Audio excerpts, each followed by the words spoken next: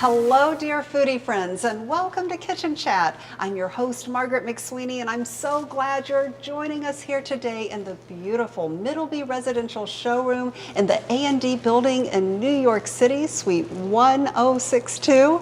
I'm here with my dear friend and fabulous Chef Jamie Larita. Yes, I'm here, Margaret, in New York City. Yes, and we are so excited for you to get to know an amazing woman, Tanya Steele. Tanya, welcome to Kitchen Chat. Oh, thanks so much for having me. Glad you're here. Oh, my pleasure. You have a resume that's a mile long. I mean, sure it is That's 'cause I'm incredible. old. No, you're not old.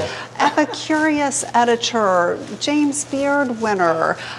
You are the go-to resource for TV news and so many shows for health and wellness.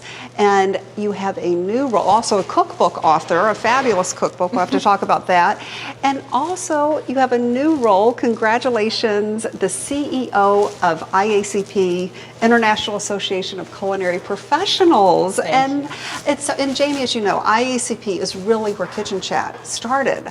Yes. Oh, wow. Yes. I am not a good cook, as you can attest. She really isn't. She really I don't isn't. believe it. No, she started out with boiling water. She did that really well. Yeah. But Yeah. she's evolving. Yes, I'm Pasta evolved. order or, yeah. She's making tea now. Okay. Some Coffee. infusions. It's elevated some, but I'll never forget going to my very first IACP conference. I said, can I even join? This is like such an incredible group founded by Julia Child. And I'll never forget, they said, you're a culinary communicator. And I love sharing the stories of the wonderful things going on in the culinary side. And I would love to hear, as the new CEO of IACP, what is going to be new? And then you have a conference coming up. That's right. This organization is 41 years old now, so I'm a tad older than that, but it's been going on for a long time, and it really was started by Julia and Ann Willen and a whole bunch of food professionals who wanted to kind of have a way to come together and network and communicate and kind of help each other, in their own careers and talk about what's going on in the world of food.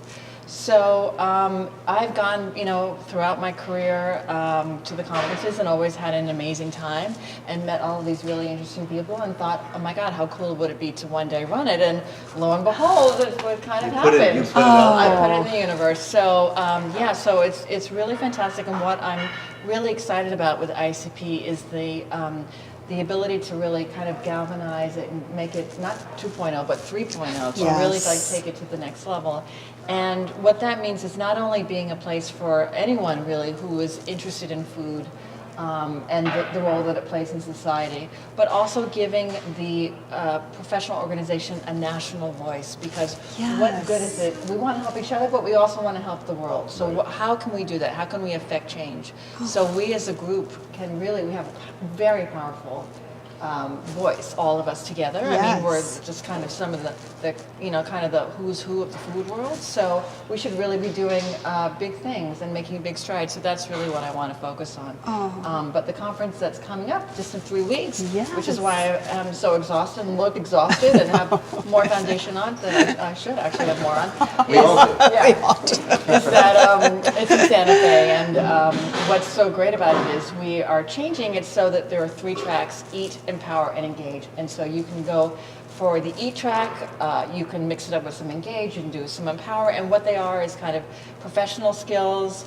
It's hearing about kind of the most topical issues of the day, so LGBTQ and all of these different things.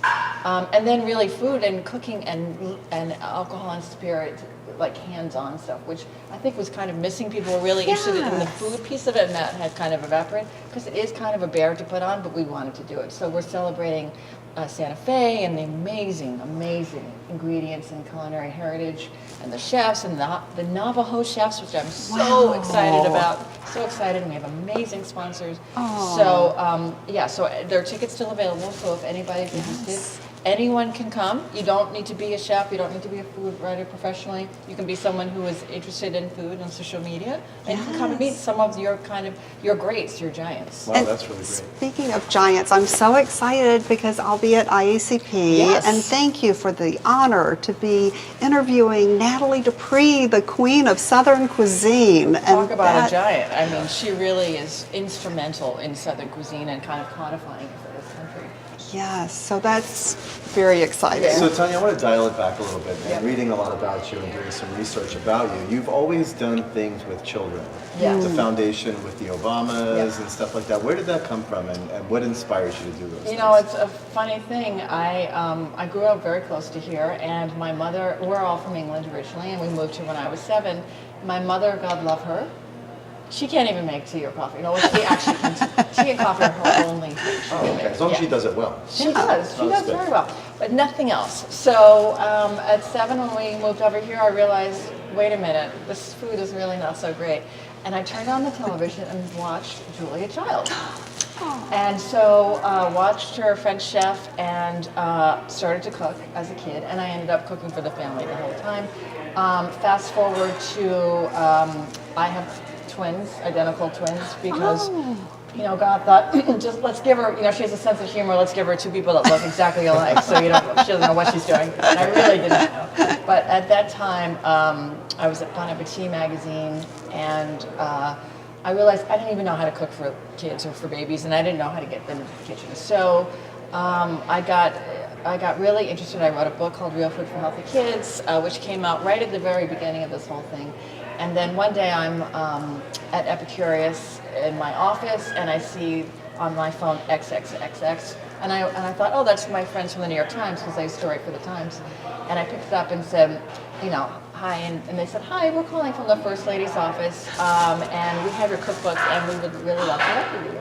So I said, yeah, Wow. you're joking. No, we really are. So that's how it all started. They called me right around when they started Let's Move, and they had my cookbook, and they knew about Epicurious, and so we started coming up with different things to do together. I helped them in any way I could, and then I came up with this idea of doing a national recipe competition for children. And so they said, good, but if you do it, you know, like you have to actually kind of get it all together. So I got the USDA, the Department of Agriculture, the White House, and then some sponsors. Just some and then- small. This Yeah, is so small while I was doing my regular job and commuting and children. But it was an amazing experience, and we had it for 5 years. One winner from every state would come to the White House for a kids' state dinner. They would all be announced, like, you know, it would be like, you know, Olivia, 11, from Oregon, salmon smoked, you know, with crudité, and then Olivia and her mother would walk through, and there'd be, you know, kids, you know, with microphones and actual press.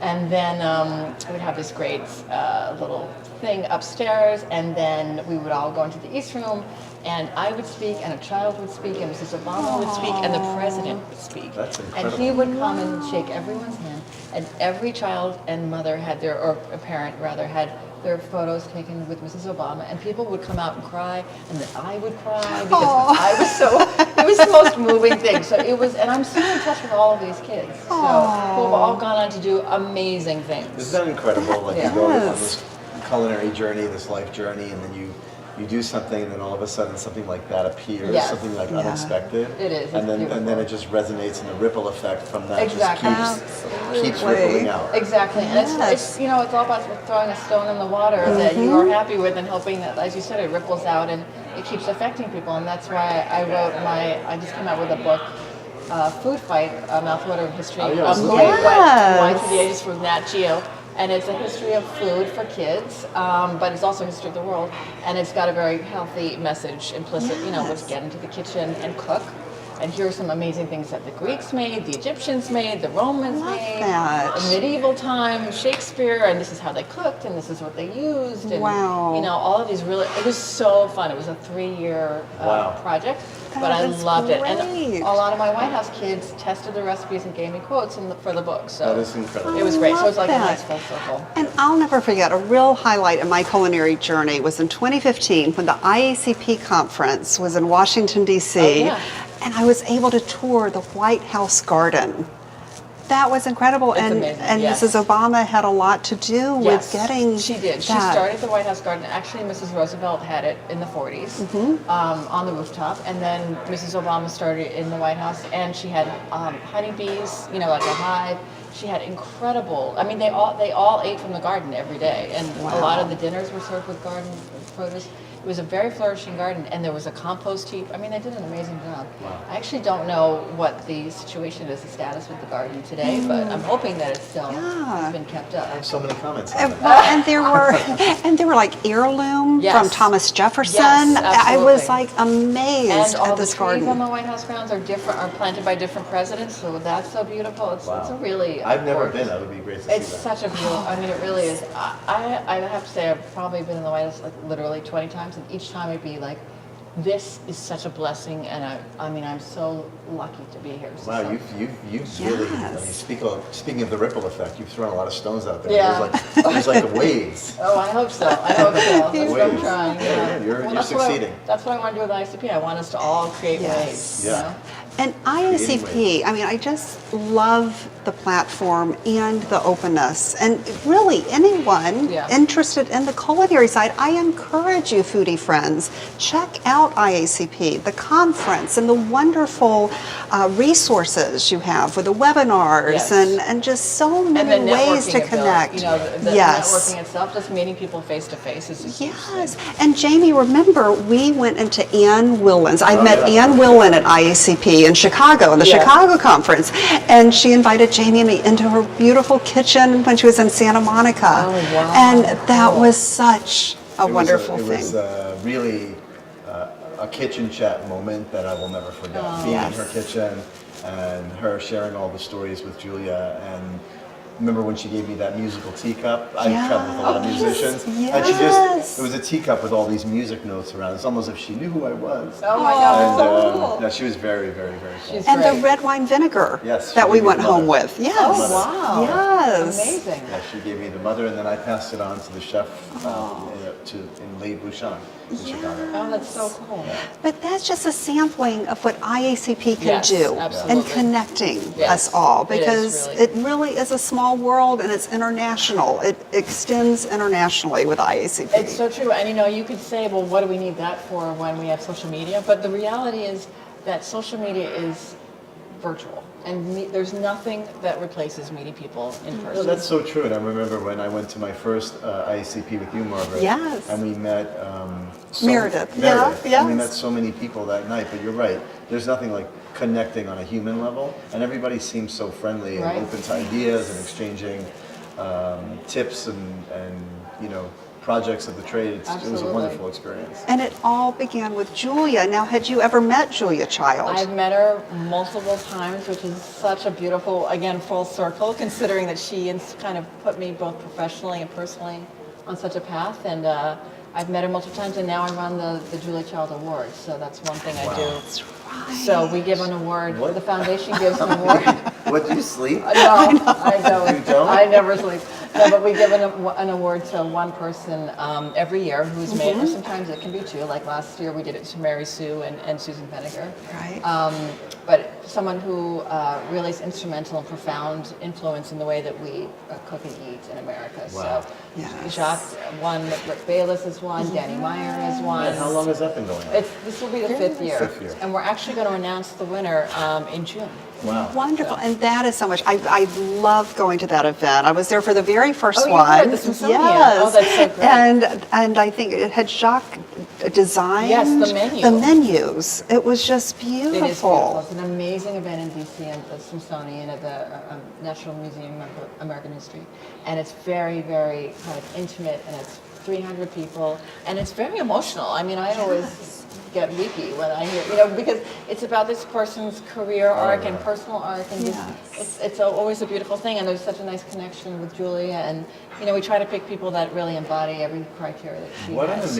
what an amazing person. I mean, to have had, I mean, again, we're going back to the ripple effect, but everyone we seem to interview that's known her has given us such an astounding like burst of memory and energy from her. Well, you know what's so fun is when I have calls with the foundation all the time, one of us will always imitate her at some point. So it's very hard, it's like someone's voice goes up, we're thinking, The last time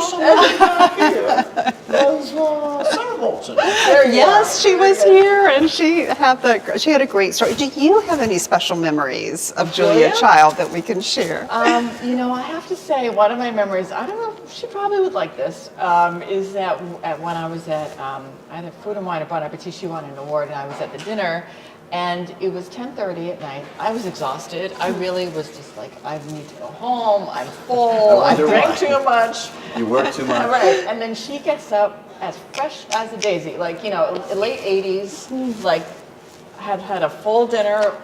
She had her drinks that she loved. I mean, God love her. She ate and drank well until the very end. And so she was just 1,000 times more energy than I ever had. I remember thinking, like, I was probably like 20. I was like, oh my God, how does she do it? An energy role model. Exactly. Wow, and as you said, it's full circle, and this is such a special celebration. Thank you so much Oh, for thank being you. on Kitchen Chat it's with my pleasure. us. Thank you. It's my honor. Oh, thank you, and thank you, Jamie, as I'm always. always here. I'm always here. And thank you, dear foodie friends, for joining the fun. I'll make sure that I have links to IACP so you too can find a wonderful foodie friend network with IACP as well. And also, please visit the showrooms. Middleby Residential now has 2 beautiful showrooms, one in New York City in the A&D building on the 10th floor, and then one in the Merchandise Mart where you can find Chef Jamie Larita, Suite 137. Yes.